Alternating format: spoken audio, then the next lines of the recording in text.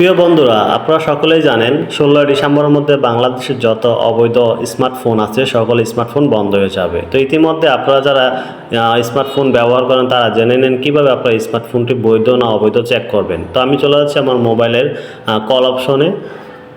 আসার পর এখানে আমি ডায়াল করে দেব *#06# দিয়ে আমি ওকে দেওয়ার পরে আমার এখানে চলে আসছে আমার এমআই কোডটি। এখান থেকে আমি এমআই কোডটির উপর চাপ দিয়ে ধরে কপি করে নেব। কপি হয়ে গেছে। এখন আমি আমার মেসেজ অপশনে চলে যাব। SMS অপশনে আসলাম। আসার পরে প্লাস চিহ্নতে আমি ক্লিক করলাম। ঠিক আছে, এই প্লাস চিহ্নতে আমি ক্লিক করলাম। তো ক্লিক করার পরে এখানে মেসেজ অপশনে আমি উপরে টু অপশনে আমি ইয়াটি লিখে দেব 16,002। লেখার পর মেসেজ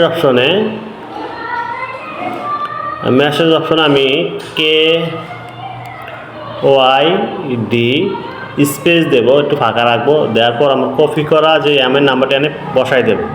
দেওয়ার পরে আমাদের যে সিমে একটু ব্যালেন্স আছে 1 টাকা 2 টাকা বা মিনিট আছে সেই সিমে আমরা দিয়ে দেবো। তো যেহেতু আমার 1 নম্বর সিমে মিনিট আছে বা ব্যালেন্স আছে, আমি এই সিমটিতে দিয়ে তীরে ক্লিক করে দিচ্ছি। সঠিক হয় তাইলে কিন্তু আপনাদের এই অপশনটি আসবে। ঠিক আছে, ডাটাবেস ডিভাইসটির এমআই বিআরটিসি ডাটাবেস পাওয়া গেছে। আমি তো দেওয়ার সাথে সাথে এটি চলে আসছে। তা আপনারা এভাবে চেক করবেন যে আপনাদের ফোনটি অবৈধ না বৈধ। আপনাদের যদি ভুল হয় তাহলে কিন্তু এরকম একটি অপশন